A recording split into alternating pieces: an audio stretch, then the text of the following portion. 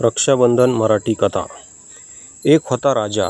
त्याचं नाव होतं राजा बलभद्र. तो खूप पराक्रमी आणि प्रजापालन होता. त्याच्या राज्यात सर्वत्र शांतता होती. पण एक दिवस एक भयंकर राक्षस त्याच्या राज्यावर चालून आला. त्याचं नाव होतं दुर्दैव.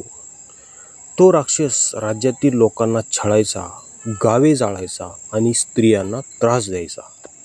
राजा बलभद्राने राक्षसाची अनेक वेळा युद्ध केलं, पण दुर्दैवाला एक वरदान होतं. त्याला कोणीही पराभूत करू शकत नव्हतं. तो अजिंक्य होता. राजा खूप चिंतित झाला.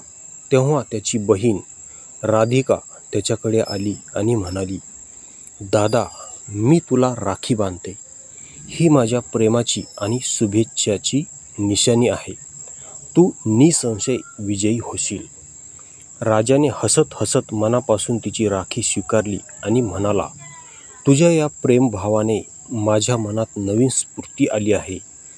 आजपासून तू माझ्या राक्षसाची प्रतीक बनशील.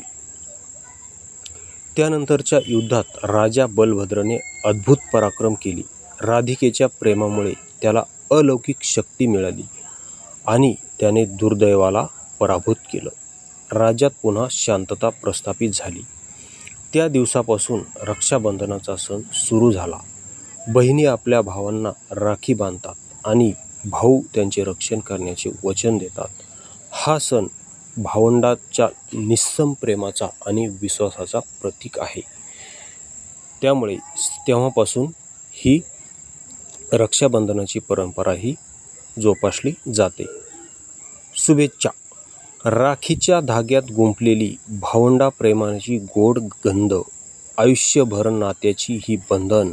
एवढीच शुभेच्छा रक्षाबंधनाची. सर्वांना रक्षाबंधनाच्या हार्दिक हार्दिक हार्दिक शुभेच्छा.